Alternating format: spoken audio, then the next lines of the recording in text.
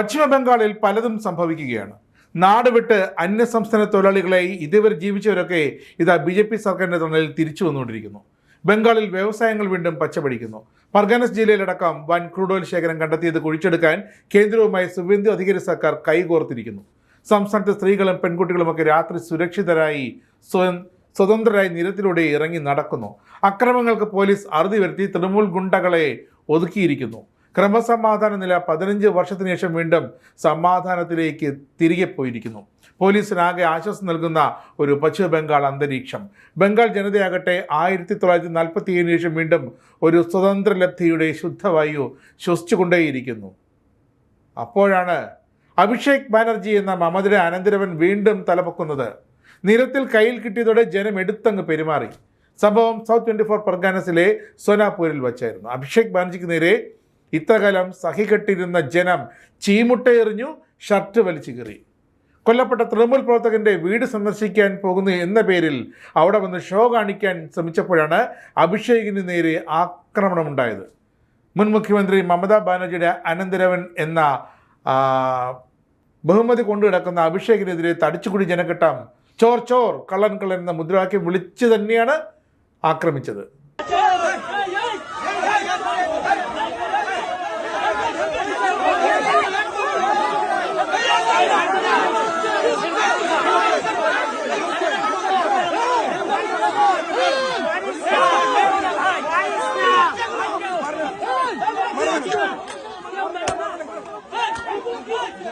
ഒടുവിൽ ക്രിക്കറ്റ് കളിക്കുമ്പോൾ ധരിക്കുന്ന ഹെൽമറ്റ് എവിടുന്നോ തപ്പിയെടുത്ത് തലയിൽ വെച്ചാണ് അദ്ദേഹത്തെ ആൾക്കൂട്ടത്തിൽ നിന്നും പുറത്തേക്ക് കൊണ്ടുവന്നത്. നിയമസഭാ തിരഞ്ഞെടുപ്പിൽ പിന്നാലെയുണ്ടായ ആക്രമണങ്ങളിൽ ഇരയായ പാർട്ടി പ്രവർത്തകരെ കാണാനെത്തിയപ്പോൾ ആയിരുന്നു ഈ ഷോ. ഇതിൻ്റെ പിന്നിൽ സ്വാഭാവികമായും BJP ആണെന്ന് അഭിഷേക് ബാനർജി ആരോപിക്കുന്നു. അതും സ്വാഭാവികം. ശക്തമായി അപലപിക്കുന്നുവെന്ന് കോൺഗ്രസ് അധ്യക്ഷൻ മല്ലികാർജുൻ ഖാർഗെയും. കോൺഗ്രസിന് മറ്റെന്തോ ഇനിയും കിട്ടാനിരിക്കുന്നു. കാരണം BJP അവിടെ അധികാരത്തിലെത്തിയതോടെയാണ് കോൺഗ്രസ് വീണ്ടും ബംഗാളിൽ തലമുക്കിയത്. അതവർ മറക്കരുത് ഇനിയെങ്കിലും. ഈ സംഭവത്തിന് പിന്നിൽ ഭരണകക്ഷിയാണെന്ന തൃണമൂൽ നേതാക്കളുടെ പതിവ് ആരോപണം BJP അർഹിക്കുന്ന അവജ്ഞയോടെ തള്ളിക്കളഞ്ഞു. മുട്ടയേറിലോ കയ്യേറ്റത്തിലോ BJPക്ക് ഒരു പങ്കുമില്ല. തങ്ങളുടെ ജോലി അതുമല്ല. കഴിഞ്ഞ 15 വർഷമായി ഈ സംസ്ഥാനം തൃണമൂൽ എങ്ങനെയാണ് ഭരിച്ചതെന്ന് ജനങ്ങൾക്ക് നന്നായി അറിയാം. അക്രമത്തിനിരയായ കുടുംബങ്ങളെ സംരക്ഷിക്കേണ്ടത് അഭിഷേക് ബാനർജിയോ തൃണമൂലല്ല, പോലീസും അധികൃതരുമാണ്. തൃണമൂലിന് യാതൊരു ധാർമ്മികതയോ രാഷ്ട്രീയമോ ആയ അവകാശം ഇതിനൊന്നുമില്ലെന്നാണ് ബംഗാൾ BJP അധ്യക്ഷൻ സമീക് ഭട്ടാചാര്യയുടെ പ്രതികരണം. അത് തികച്ചും ന്യായം. പക്ഷേ അഭിഷേക് ബാനർജി പിന്നീടും കിടന്ന് കരഞ്ഞ് നിലവിളിക്കുകയാണ്.